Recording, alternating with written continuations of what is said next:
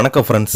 இந்த வீடியோவில் நம்ம என்ன செய்தி பார்க்க போகிறோம்னா, திரையுலகில் மகத்தான பாடகர் எஸ் ஜானகி மறைவு. இந்திய திரையுலகின் மகத்தான பாடகர் எஸ் ஜானகி திடீரென காலமாகி போயிருக்கிறாங்க. அவங்களுடைய வயது 88. வயது முதிர்வு காரணமாக அவங்க மறைந்த தகவல்களை சமூக வலைதளங்களில் அவருடைய குடும்பத்தினர்கள் பகிர்ந்திருக்கிறாங்க. வாங்க என்ன தகவல், அவங்க எப்படி இறந்து போனாங்கன்னு இந்த வீடியோவில் பார்க்கலாம். முதன்முறையாக நம்ம சேனலை பார்க்குறீங்கன்னா சப்ஸ்கிரைப் பண்ணாதவங்களாம் சப்ஸ்கிரைப் பண்ணிக்கோங்க. பெல் பட்டன் சிம்பல் அமைக்கி நம்ம சேனலோட நோட்டிஃபிகேஷனை எனபிள் பண்ணிக்கோங்க. நாங்கள் போடுற வீடியோ எல்லாமே உங்களுக்கு உடனுக்குடனே வந்து சேரும். ஆந்திர மாநிலம் குண்டூர் மாவட்டத்தில் உள்ள பல்லப்பட்ரா என்ற ஊரில் 1938ஆம் ஆண்டு பிறந்தவங்க தான் ஜானகி. 3 வயதில் தொடங்கி 10 வயது வரை இசை கற்றாங்க. முதல் மேடை நிகழ்ச்சியிலேயே பாடிய போது இவங்களுக்கு 9 வயது.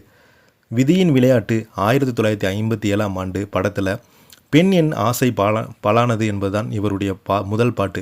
அடுத்த நாளிலே ஒரு தெலுங்கு படத்தில் பாடும் வாய்ப்பு கிடைத்தது. கண்டசாவுடன் இணைந்து பாடினார். 17 மொழிகளில் பாடிய ஒரே பாடகி என்ற பெருமை பெற்றவங்க. அனைத்து இசையமைப்பாளருடைய இசையிலும் அனைத்து பின்னணி பாடல்களுடைய இணைந்தும் பாடியிருக்கிறாங்க. இளையராஜா, எஸ்பிபி பாலசுப்ரமணியன், எஸ் ஜானகி கூட்டணி தென்னிந்திய இசைத்துறையில் தனி முத்திரை பதித்தது. பாடலில் பொதிந்துள்ள உணர்ச்சி மற்றும் நடிகைகளை ஏற்ற வகையில் குரலை மாற்றி பாடக்கூடியவங்க. குழந்தைகள் குரலில் பாடுவதில் வல்லவர்.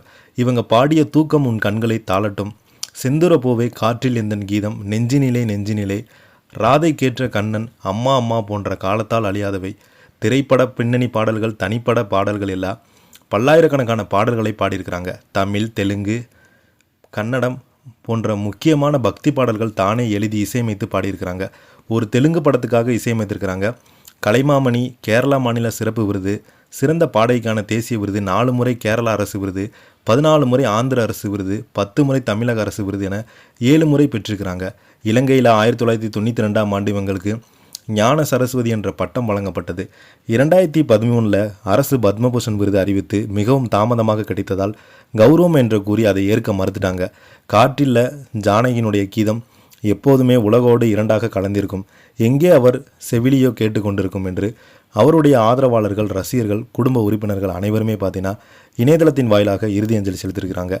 இந்த செய்தி சோசியல் மீடியாவில் வைரல் ஆகிட்டு வருது. இதை பற்றி நீங்கள் என்ன கீழே உள்ள கமெண்ட் பாக்ஸில் மறக்காமல் பதிவிடுங்க. இந்த வீடியோ பிடிச்சிருந்தால் லைக் பண்ணுங்கள், ஷேர் பண்ணுங்கள். நன்றி.